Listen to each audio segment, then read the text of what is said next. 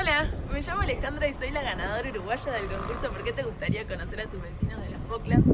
Por lo que viajé en febrero junto a Gabriel de Brasil, Nicolás de Argentina y Felipe de Chile a las islas.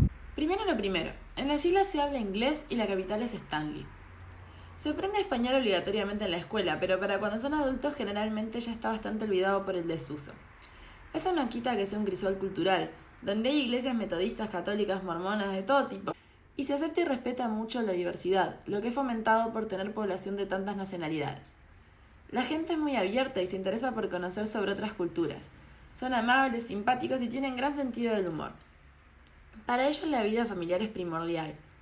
Todas las actividades como el trabajo y la escuela se cortan al mediodía. Todos vuelven a sus casas, almuerzan juntos y después se reintegran a la 1 de la tarde. La educación es gratuita y obligatoria hasta cuarto de liceo. Si tienen buenas notas, los alumnos pueden irse a cursar el Sixth Form, que vendría a ser como quinto y sexto en Uruguay, al Reino Unido con la cuota paga por el gobierno de las islas. Y si les va bien, también pueden asistir a la universidad ya con subvenciones proporcionadas por el gobierno. Al recibirse, los isleños deciden si volver a las islas o no.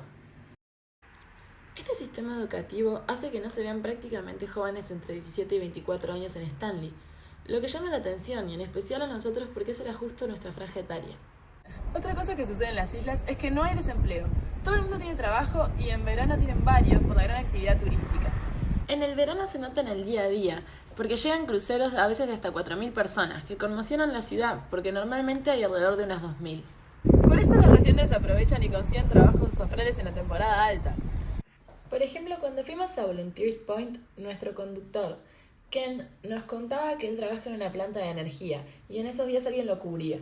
Pero aún si no lo cubrieran, él prefería tomarse días de licencia porque le convenía muchísimo económicamente. Aparte del turismo, las otras dos actividades económicas principales son la pesca y la cría de ovejas por su lana. Hay muchísimas ovejas. Hay un montón de actividades turísticas para hacer, lo que es sorprendente para un lugar tan pequeño.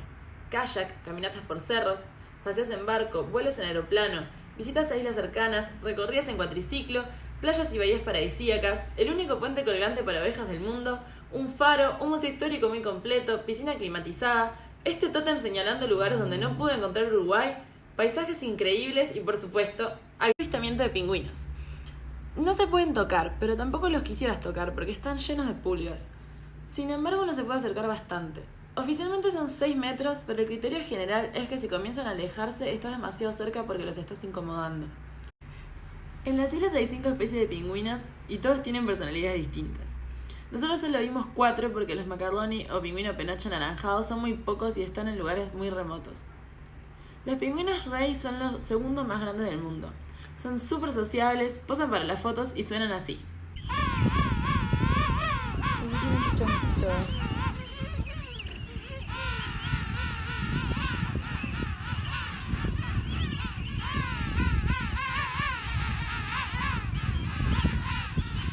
Estos son los yentú.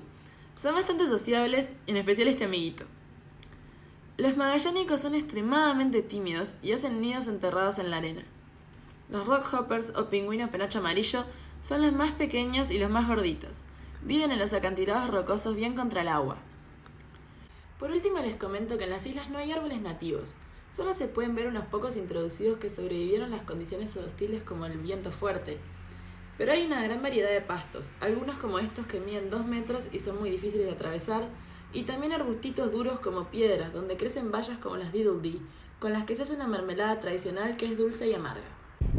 Bueno, eso es todo lo que tenía para contarles. Fue una tremenda experiencia y es un destino súper recomendable. Aparte está acá nomás.